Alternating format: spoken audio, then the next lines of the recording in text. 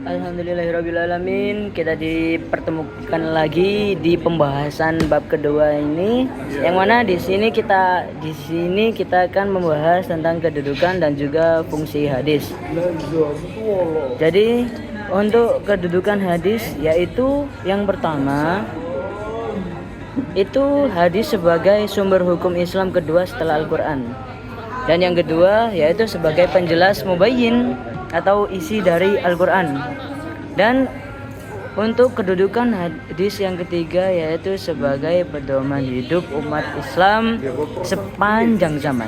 Dan yang terakhir yaitu hadis itu tidak dipisahkan dari Al-Quran. Itu hadisnya.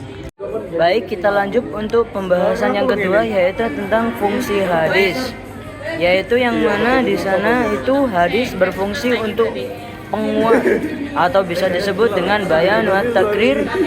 Yang kedua yaitu hadis berfungsi sebagai penjelas atau bisa disebut dengan bayan wa tafsir. Yang ketiga, hadis berfungsi untuk penetap hukum baru.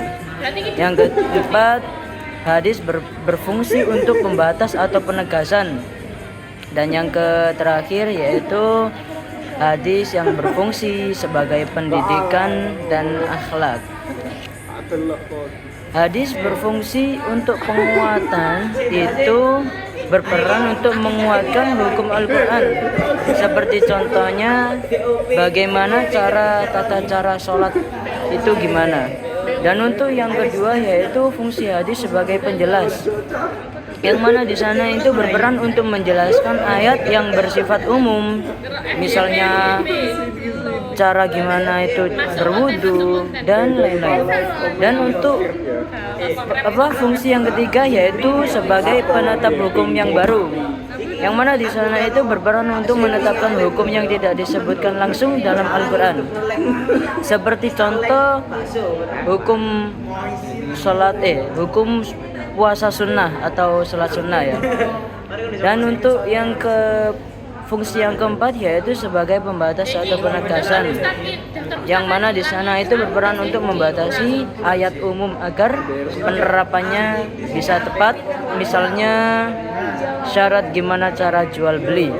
Dan untuk yang fungsi yang terakhir yaitu sebagai sumber pendidikan dan akhlak, yang mana berfungsi untuk memberikan pedoman moral dan juga akhlak dalam kehidupan sehari-hari.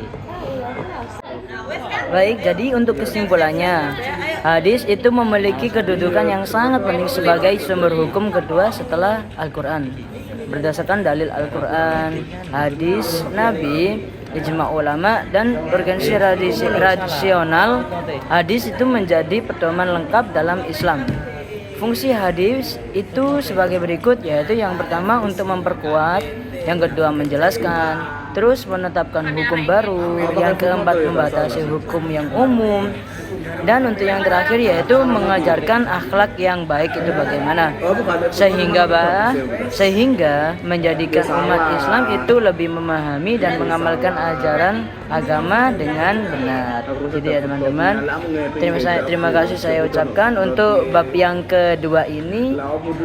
Saya ucapkan terima kasih dan assalamualaikum warahmatullahi wabarakatuh.